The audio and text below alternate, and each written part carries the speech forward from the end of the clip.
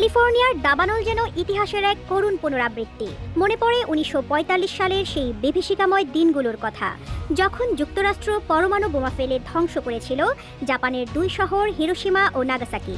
বিস্ফোরণের তীব্র আগুন, ধোঁয়ার কালো মেঘ আর মৃত্যুর করাল গ্রাসে মুছে গিয়েছিল সভ্যতার চিহ্ন। আসসালামু আলাইকুম গাইস, আজকের ভিডিওটা একদম ছোট। থাম্বনেল প্লাস টাইটেলটা দেখেই বুঝে গেছেন যে হ্যাঁ, এই আমেরিকা চোখের পলকে শেষ। আল্লাহ কি না পারে, যারা ইসলামের গন্ধবাস নেই শুনতে পারে না, ইসলামকে বিশ্বাসই করে না, সেই আমেরিকা আজ শেষ।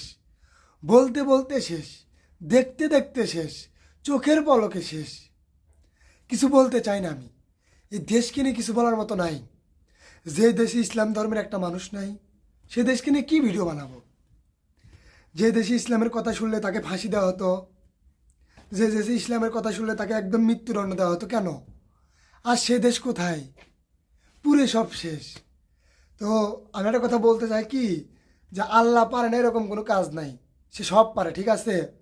বাট আপনাকে শুধু ইশারা দিতে হবে। আপনি সৎ পথে থাকেন।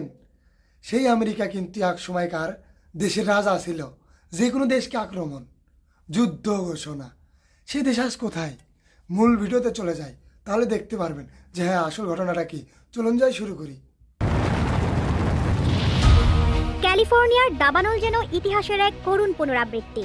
মনে পড়ে ১৯৪৫ সালের সেই বিভীষিকাময় দিনগুলোর কথা, যখন যুক্তরাষ্ট্র পরমাণু বোমা ফেলে ধ্বংস করেছিল জাপানের দুই শহর হিরোশিমা ও নাগাসাকি।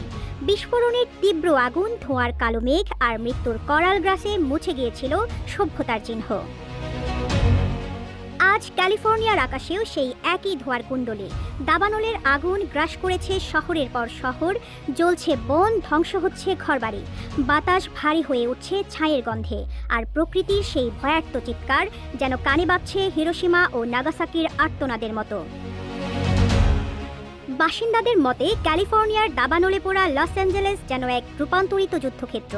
শহরটির চেহারা এমনভাবে বদলে গেছে, মনে হয় যেন এখানে পরমাণু বোমা আঘাত এনেছে।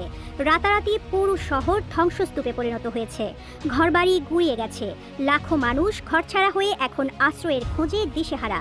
ত্রাণের জন্য চলছে তীব্র কারাকারি। বিশ্বের অন্যতম শক্তিশালী সামরিক শক্তি যুক্তরাষ্ট্রের বিরুদ্ধে কেউ কখনো যুদ্ধের ময়দানে জয়ী হতে পারে না, এমনটাই বলা হয়। সমরাষ্ট্রে তাদের ক্ষমতা এতই বিস্তৃত যে তারা প্রয়োজনে যে কোনো সময়ে যে কোনো অজুহাতে যুদ্ধ শুরু করতে সক্ষম। ইরাক, আফগানিস্তান, সিরিয়া এমন মুসলিম দেশগুলোর ওপর যুক্তরাষ্ট্রের অস্ত্রের আঘাতে পরিণত হয়েছে ধ্বংসস্তূপে। ফিলিস্তিন ও লেবাননের মতো এলাকায় বেসামরিক মানুষের ওপর হত্যাযজ্ঞ চালাতে পাঠানো হচ্ছে কোটি কোটি ডলারের অস্ত্র। এর ফলে এসব দেশের লাখো মানুষ মানবেতর জীবনযাপন করছে শরণার্থী শিবিরে, সহিংসতা ও সংঘাতে ছুটে বেড়াচ্ছে। খাদ্য ও নিরাপত্তাহীনতায় চরম দুর্ভোগে দিন কাটাচ্ছে শিশুরা। বহু শিশু প্রাণ হারাচ্ছে সামান্য খাবারের জন্য। অসীম শক্তির অধিকারী সেই দেশটিকে এবার প্রকৃতির প্রতিশোধের মুখোমুখি হতে হচ্ছে। দাবানল আঘাত এনেছে বিশ্বের সবচেয়ে বিলাসবহুল ও জাঁকজমকপূর্ণ দেশটিতে। শক্তিশালী আমেরিকা এবং এর নেতাদের সব সতর্কতা ও চেষ্টা ব্যর্থ হচ্ছে দাবানলের আগুন ঠেকাতে। সর্বাধুনিক প্রযুক্তি ও কোটি কোটি ডলার খরচ করেও আগুনের তীব্রতা শান্ত করতে পারছে না দমকল কর্মীরা। ক্যালিফোর্নিয়ার প্যালিসেডসে দাবানলে পড়ে গেছে প্রায় ৩৯,০০০ একর জমি। আগুনের গতির তীব্রতায় অঞ্চলটিতে আগুনের টর্নেডো সৃষ্টি হয়েছে জানিয়েছে প্রশাসন। এই অগ্নিকাণ্ডে ১২,০০০-এর বেশি স্থাপনা সম্পূর্ণ ধ্বংস হয়ে গেছে এবং ক্ষতির পরিমাণ $১৫০ বিলিয়ন পৌঁছেছে। ঘণ্টায় বাতাসের গতি ৯৬ কিলোমিটার হওয়ায় পরিস্থিতি আরও ভয়াবহ হয়ে উঠেছে। ক্যালিফোর্নিয়ায় ঘর হারানো মানুষের সংখ্যা ১ লাখেরও বেশি। আগুনের পথের মধ্যে থাকা আরও কয়েক লাখ মানুষকে নিরাপদ স্থানে সরিয়ে নেওয়া হয়েছে। এদের মধ্যে অনেকে এখন খোলা আকাশের নিচে আশ্রয় নিয়েছেন। এক কাপড়ে ঘর ছাড়তে বাধ্য হওয়া এসব মানুষ খাবারের জন্য ত্রাণ শিবিরের সামনে দাঁড়িয়ে আছেন। নিখোঁজ ও নিহত স্বজনদের খুঁজতে তারা ছায়ের স্তূপের নিচে অনুসন্ধান চালিয়ে যাচ্ছেন। ক্যালিফোর্নিয়া যুক্তরাষ্ট্রকে প্রকৃতির শক্তি ও যুদ্ধের পরিণাম দেখাচ্ছে। এই দেশের অসহায়ত্ব এখন প্রকৃতির সামনে স্পষ্ট হয়ে উঠেছে। তবে মার্কিন যুক্তরাষ্ট্রের এই দুর্দশা এখনও শেষ হয়নি। আগুনের তীব্রতা আরও বাড়বে বলে সতর্ক করেছে প্রশাসন। দাবানল এখন আরও জনবহুল এলাকায় ছড়িয়ে পড়ার পথে।